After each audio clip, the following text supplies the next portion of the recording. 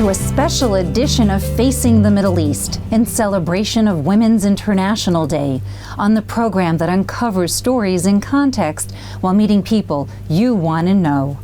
Amazing progress made by the remarkable women of the Middle East is often lost beneath bleak headlines. On today's program, we focus on courageous women leading change and opening doors for the next generation as they shatter glass ceilings.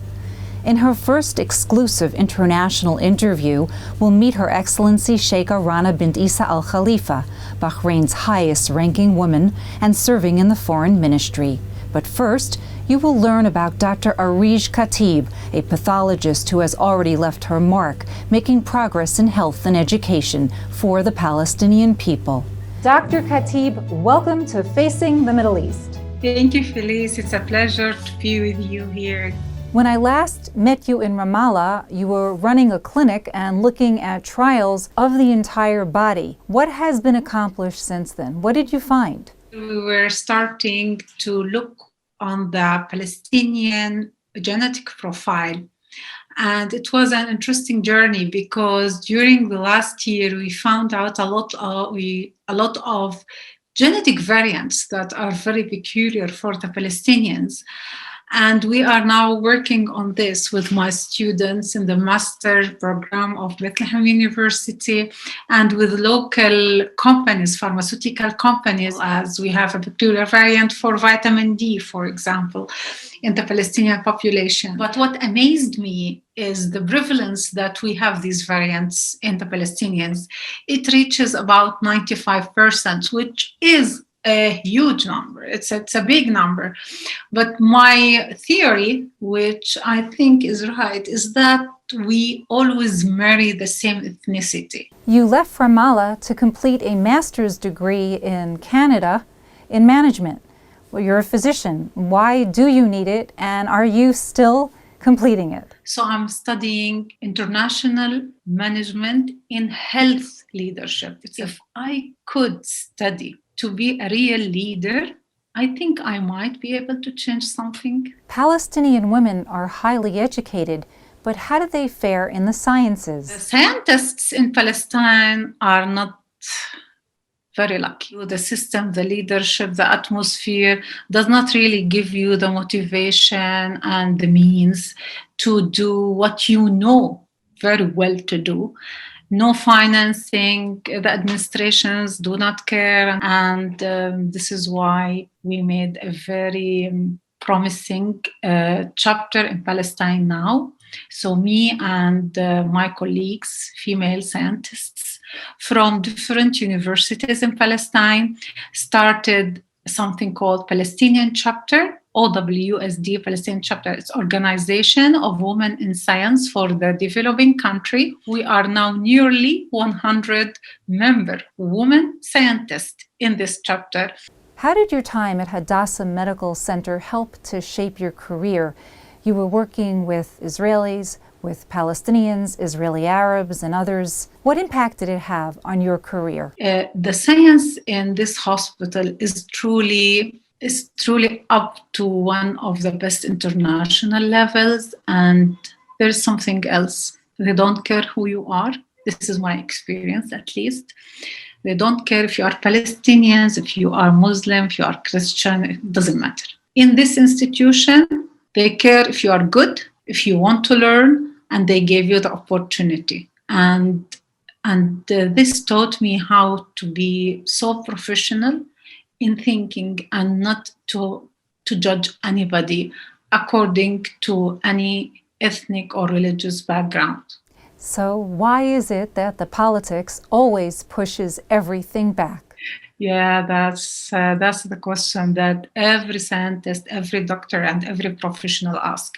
If we could do well in research with the Israelis or with the Europeans or with the Americans or with whomever, and if we can work together as residents, as specialists, as healthcare team, why we could not live together? I don't know. I think both sides need to answer this question.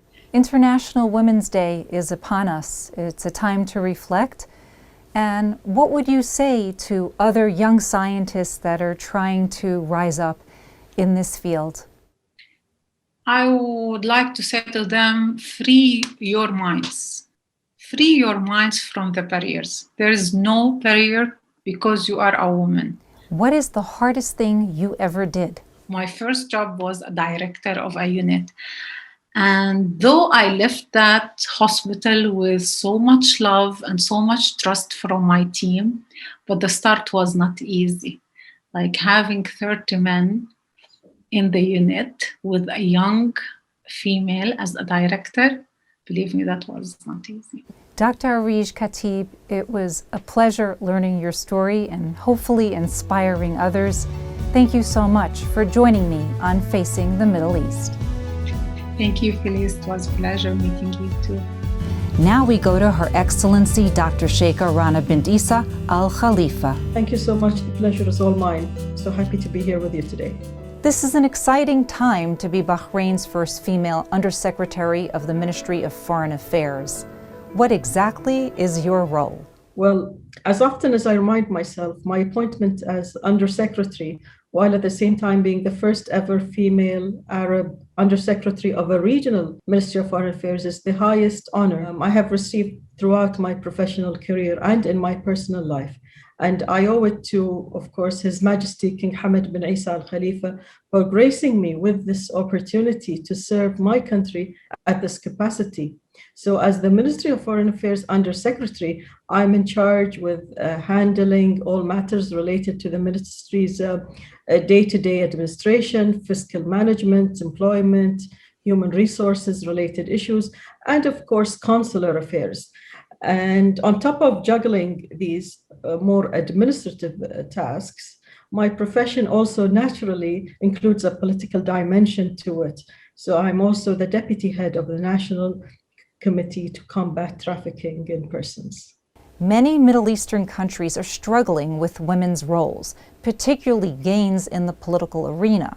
You are a member of the Supreme Council for Women, which is headed by Her Royal Highness Princess Sabika bint Ibrahim Al Khalifa, wife of His Majesty King Hamad.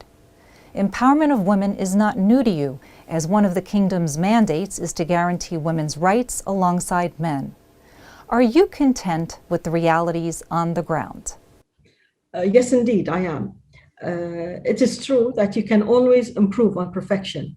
Even though we are not nearly there, we can safely say that as far as regional standards go, the situation surrounding women's rights in Bahrain is rather excellent. The Supreme Council for Women was established on the 22nd of August in 2001. Meaning that this year is going to mark the 20 years since an official machinery was established in the country to oversee and promote all matters pertaining to women's rights. But that is not the start of the story. Through Bahraini women were granted political suffrage in 2002, they have been also able to participate in municipal elections as far back as the 1930s. Bahraini women have legally been able to also own businesses since the 1960s. We have had women serve in both chambers of our national parliament, and Bahraini women have been serving as ambassadors to their countries since the 1990s. And the first ever female to hold a cabinet position in the government was appointed in 2004. And in 2006, Bahrain made history with the appointment of the third ever female woman and first Arab to hold the presidency of the United Nations General Assembly.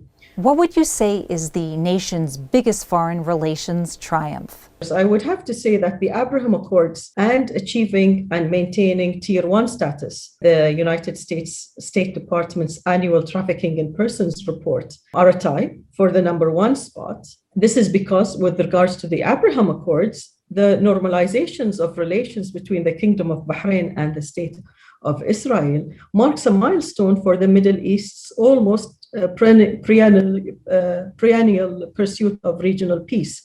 And as for the issue of the State Department's Tier 1 classification, it is also undoubtedly a major success for the kingdom because it's stands as a testament to the achievements of not only our labor market reform efforts, but also if we are able to look at things more holistically. Bahrain hosted the Peace to Prosperity Peace Conference, which preceded the Abraham Accords.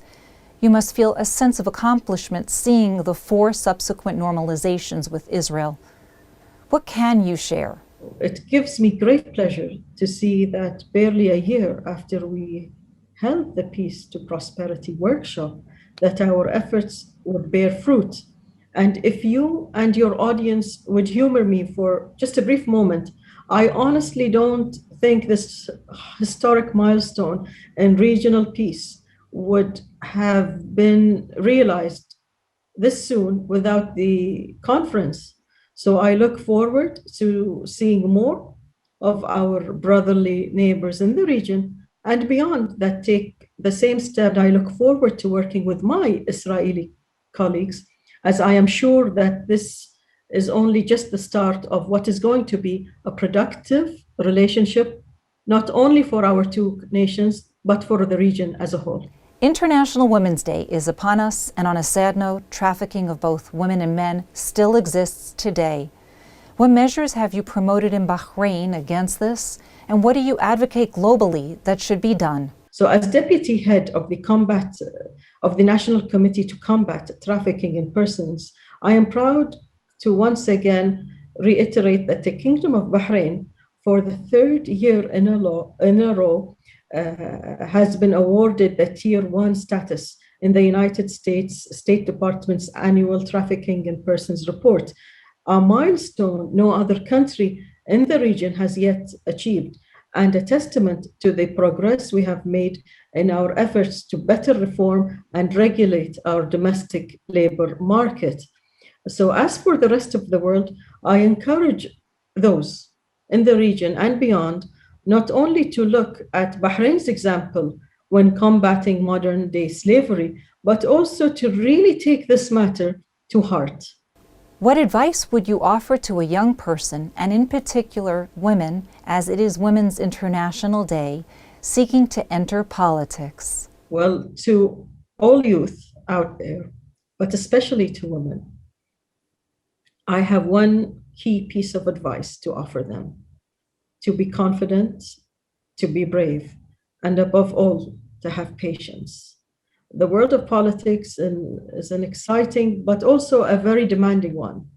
There will be days when you might feel compelled to quit or move on because the oftentimes depressing and heartbreaking developments we are accustomed to seeing on TV.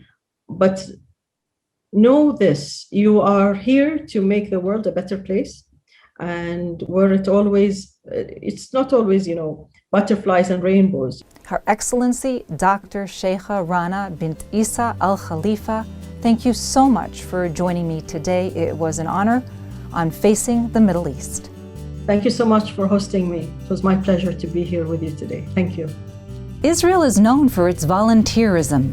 The model and the mayor are 2 dynamic women who have harnessed that power. On today's program, you'll see how the town of Yerucham has benefited.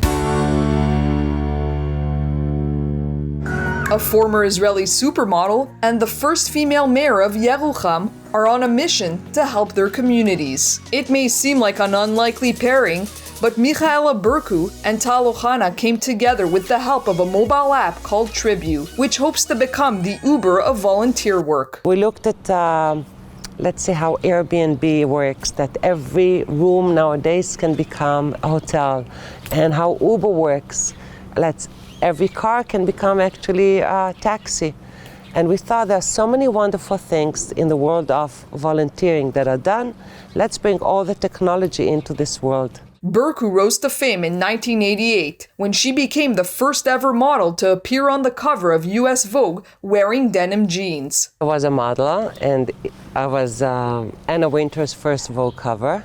And I lived in America and I worked in America, and I loved living there. But these days, Berku's life is all about giving back. Together with her husband and Israeli businessman Ron Zuckerman, they launched Tribute to optimize the world of volunteering. The app matches users with local opportunities on days and hours that are convenient for them. All types of initiatives are available. Started 4 years ago, Tribute now has 30 employees and works with hundreds of nonprofits across Israel. With the platform of the technology of Tribute, we're working in 95% of the high schools in Israel. We're working with the Ministry of Welfare. We have almost 100 municipalities working with us. Berku and Ohana met ahead of International Women's Day, which is celebrated on March 8th. This year's theme celebrates women in leadership who have helped shape a more equal future and recovery from the COVID-19 pandemic. Many female leaders around the world have won praise for their handling of the pandemic, including Tal Ohana. Last fall, cases in her town were skyrocketing.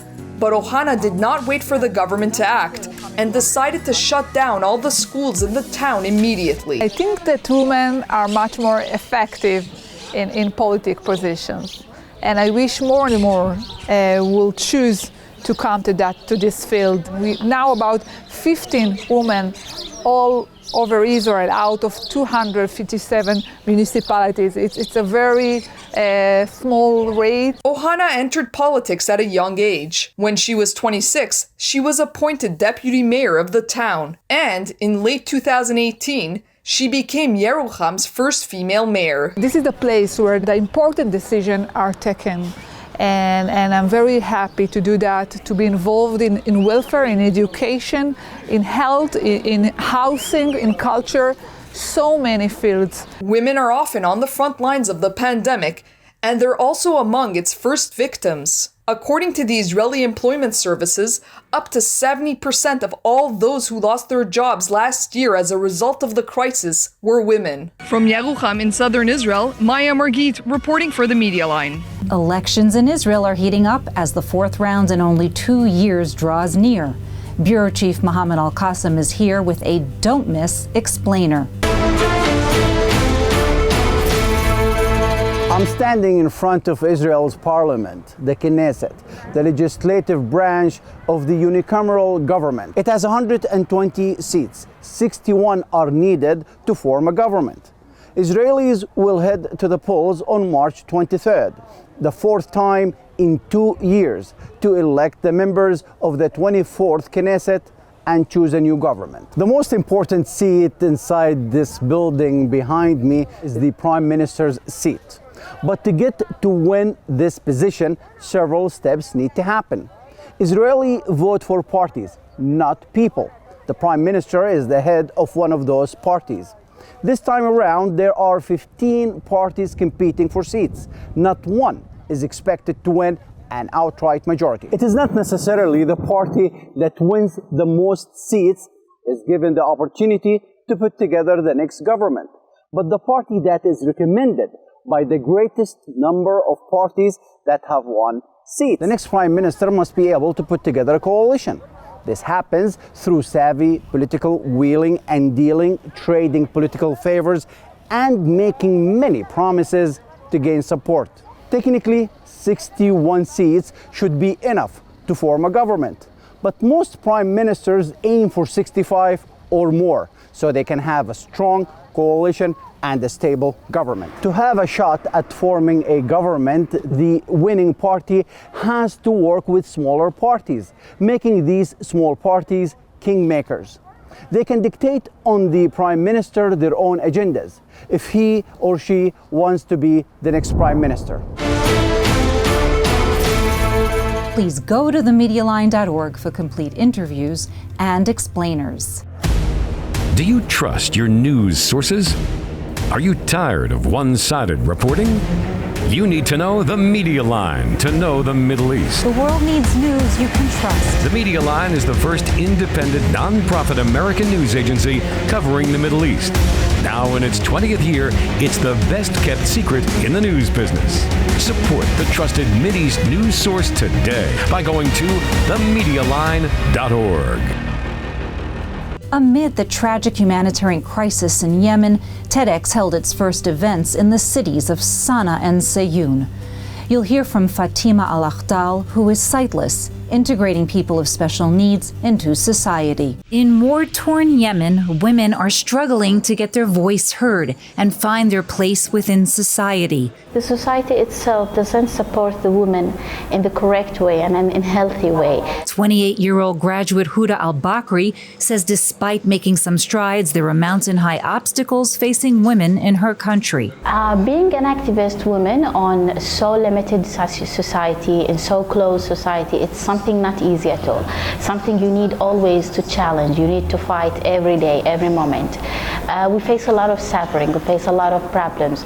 But at the end, we're still fighting, and I think there's nothing easy in life and nothing comes by chance. Fatima Al-Akhtal, a Yemeni woman who lost her sight at a young age, works as a social worker at the Right Fund for the Disabled in the Media Relations Department. She says losing her sight caused her to lose her desire to live. This feeling lasted for 3 years. I was exposed to an embarrassing situation, and it made me feel that the issue of disability was a matter that I must be ashamed of.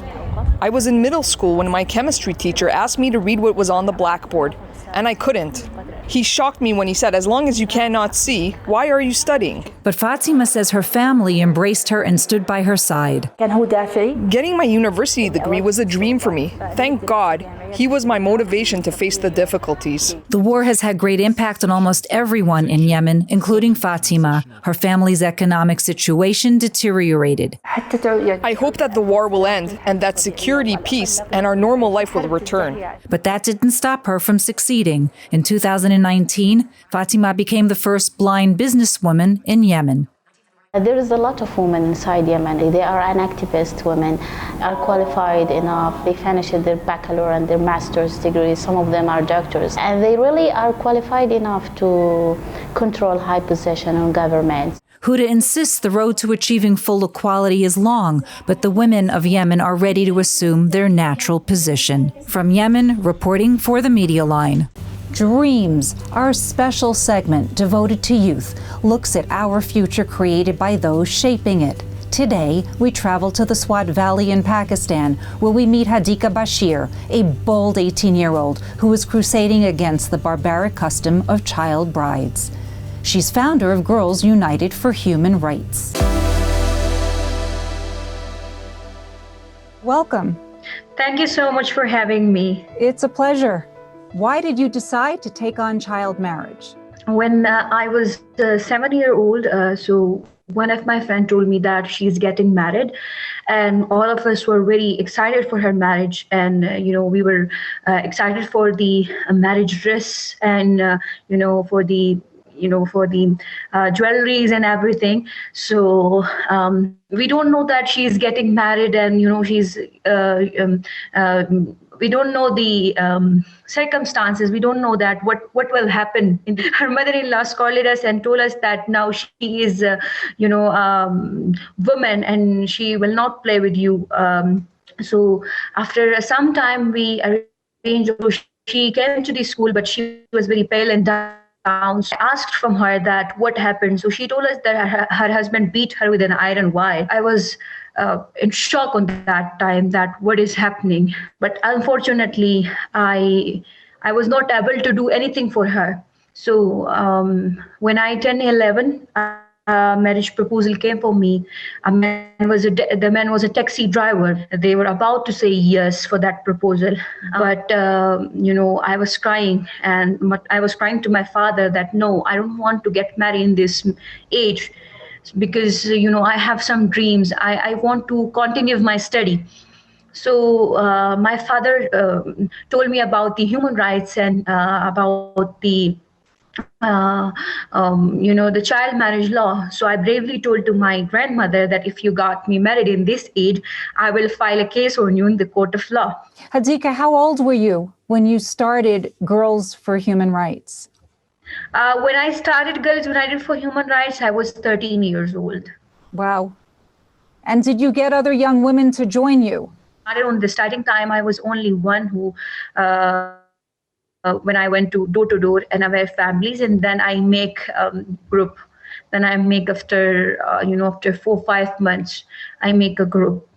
and also we we also aware, we take sessions with the imams, the prayer leaders, so that they can talk about in the Friday sermons about the negative impact of early and forced marriages and about women rights. Is the government doing anything? They don't hear youth problems. Do you know what the statistics are of child marriages today? Yes, I know, according to our research back to 2018, it was 62% girls get married before the age of 16. But in your spare time, you're going to college. And what are you studying? So I'm doing sociology. Are you under threat? Yes, I have got threats from, so many times from the community, I stopped my work for some time and then I started my work but I didn't give up. And then I started my work again. You've been given several awards, and you also were nominated for the Child Peace Prize as well twice. This is my voice that reached to the whole world, and people hear that, yes, these things are happening in Swat and, in the other cities and, in the other countries also. Who is your role model? My father. He is activist. He is feminist. He is always supporting women. What is your wish for International Women's Day? Is that all girls are getting education, and all girls and women are empowered, and they have their rights like men have. And my message is for all the women is that one human being with conviction can bring the real change. What are your dreams for yourself? Looking into the future? My dream is not for myself, but my dream is to see the society where there is a peace, where women and girls are getting their education, and they, instead of getting married in the early and forced marriages, and they are more empowered. Hadika Bashir, you are an inspiration and quite a pleasure to speak with you. I wish you a lot of success, that you are able to help eradicate child marriage. Thank you. Many thanks. Many thanks. As this program airs, the World Bank's Women's Business and the Law study reveals that 9 out of 10 of the 190 economies studied are Middle Eastern countries that fared poorly, the first being the Palestinian Authority, trailing are Yemen and Kuwait.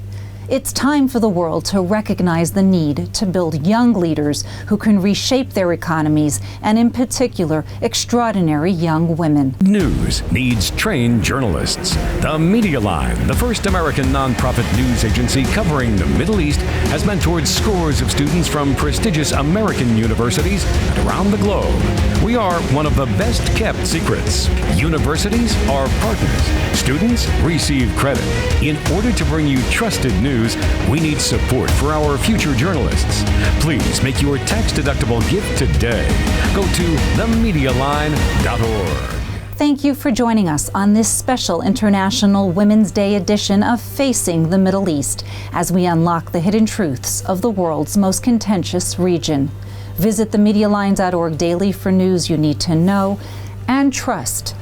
If you wish to suggest a youth for our Dream segment, contact editor at themedialine.org. Until next time, stay safe, stay healthy, and let's dream for a better world.